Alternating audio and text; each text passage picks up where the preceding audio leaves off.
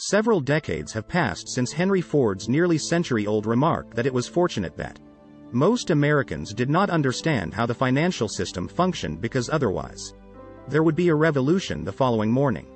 It seems that the quote ascribed to Mr. Ford holds as much water now as it did back in the 1930s. So, this is not to suggest that the very concept of banking is doomed to failure. The contrary is true. Banks are an integral component of our society since they supply us with so many necessary services. Everyone values a protected location for their financial assets. It's not a good idea to keep your cash under the bed.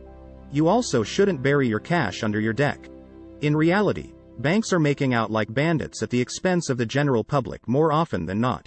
However, because banks and other financial institutions follow such intricate and rigorous operational frameworks, many of their unorthodox behaviors remain hidden from the eyes of the general public.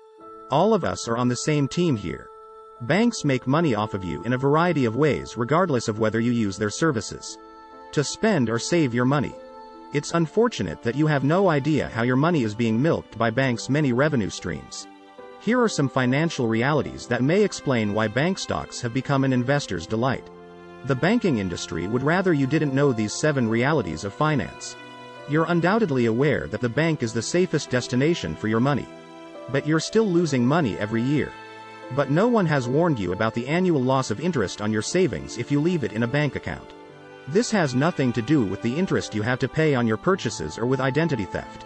Inflation, defined as the general upward trend in prices over a certain period of time, is relevant here. This means that in 1 year, a $50 bill will only be able to buy you a little bit more than it can now. And in 10 years, a lot more than it can now. If you believe the money you hold in a bank account is secure, you can assume that its worth would either remain same over time or increase thanks to interest. To some extent, this is the goal of every investor.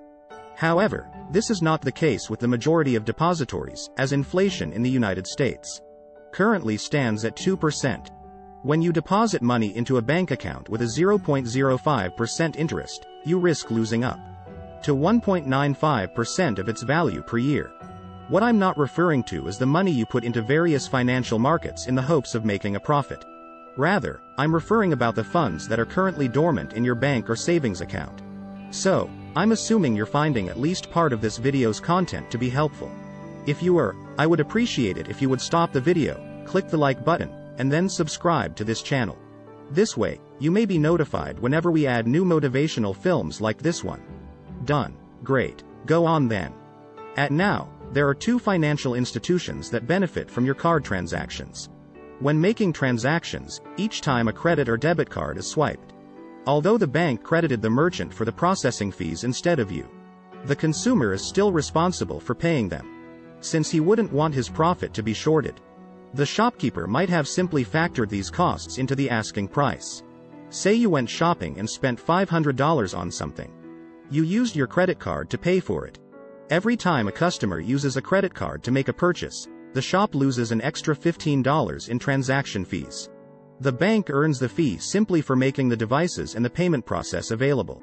Will the shopkeeper be relieved to see $15 lopped off his take? Let's say the item was scheduled to sell for $480, and I'll explain why you're responsible for paying this cost. It's likely that the shopkeeper now charges $500. The extra $20 will cover the bank's 3% cut from card transactions, assuming that's how most consumers would choose to pay. Second, your credit card is a major source of revenue for the bank. There's a good reason why banks provide enticing bonuses to new credit card customers. Unlikely as it may seem, your credit card's interest rate might be increased at any time. Although 17% is the typical interest rate for credit cards, your financial institution may choose to increase it to 18% or 19%.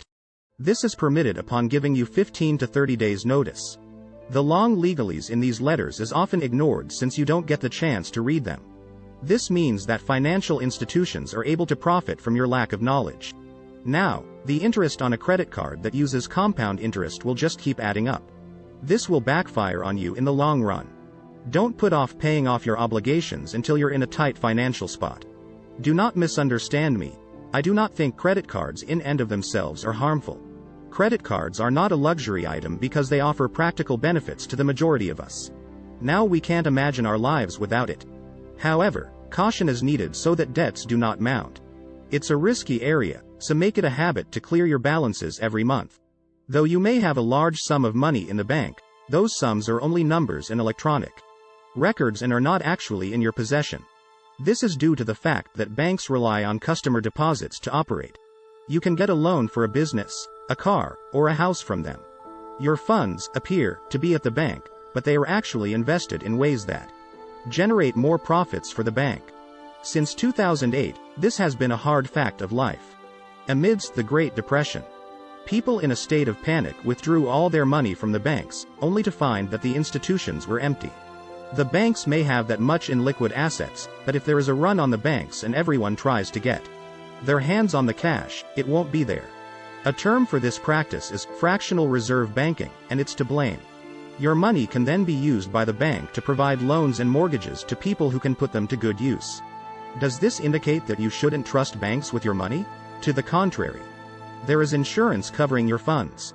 It's also worth noting that the government is standing by to intervene if necessary. In the event that something does go wrong, it's okay to sleep with one eye open if you have enough money in the bank to last till morning.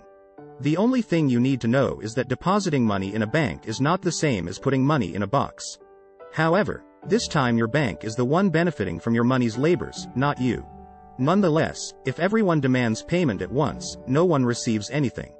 There are 4 lenders who are not on your side. There was a time when you probably considered them buddies. There's a name recognition system in place. They constantly text you, call you, and shower you with affection. On special occasions like birthdays and anniversaries, they make a point to honor you. You've just been hooked. The truth is that they don't love you very much at all. They are simply acting out a predetermined plan, waiting for the ideal moment to execute it. Someone who works in banking. One of my friends filled me in on how he made a customer become a friend. He exhibits the characteristics I outlined and succeeds in gaining their confidence. He makes them feel like he is on their side rather than the bank's. Finally, he convinces them to take out a loan. In fact, it wasn't even on their radar. What would you do if you unexpectedly needed a line of credit for $50,000? But that's the price you pay for being so close with the bank. They are only interested in the numbers. Managers and superiors give them goals to strive for. If they don't hit these deadlines, they'll be fired. Another reason some of my friends' coworkers were fired was that they tried to genuinely care about their customers and offer them true compassion. They were not able to achieve goals, and when management found out, they were sent the door. Be wary of your banker friend who comes to you with a gleaming smile in a list of the company's newest offers next year. Verify that it's a necessity and that you really want to take this step. Don't ever let someone emotionally manipulate you with a phony friendship. 5. Foreign service charges. Most banks also profit from customers by charging more for transactions made outside of their country. Your bank probably won't tell you this, but using your credit or debit card for purchases made in a country other than the United States will incur foreign transaction fees. A friend of mine spent around 15 days abroad a while back. When he got home, he was quite aback to see that he had racked up a whopping $105.50 in foreign transaction fees while he had left the country. Many banks won't tell you this because if they did, you might look elsewhere for your banking needs. Besides the United States, certain credit card networks also offer coverage in other nations. Therefore, there will be no additional fees applied to your orders if you utilize their services in any of the nations where they provide service. My acquaintance, however, was not aware of this and did not participate in any such scheme. That's why the milkman gave him a 6. Always make sure you're up to date on your finances. Don't be too busy or lazy to check your bank account on a regular basis. It's an important element of your life. When you see a charge that isn't yours, it's possible that there are other, concealed charges in your record of which you are unaware. Rapidly notify your bank about the problem. The legislation states that the bank has 48 hours to refund the funds if you disclose the theft within the 90-day limit. Your financial institution would rather you didn't know this. They may try to stall or otherwise wiggle out of the process, but you're in the right to insist on seeing it through. They must issue a refund to your account within 7 days. There are eyes on you. To put it simply, banks record everything having to do with your money. Financial institutions are obligated by law to disclose to the IRS any transactions they deem to be fraudulent. Money laundering and other dubious dealings are discouraged by this policy. If a customer requests a withdrawal that is over $10,000, the bank is required by law to inform the Internal Revenue Service. The Internal Revenue Service may conduct an audit of your finances.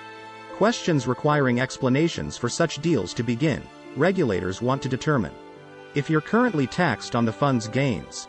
In addition, they are curious as to whether or not the business was conducted inside the law. You should be aware that your financial transactions are being monitored. With this information, you may be better able to maintain your sobriety and avoid difficulties. Watch some clips below.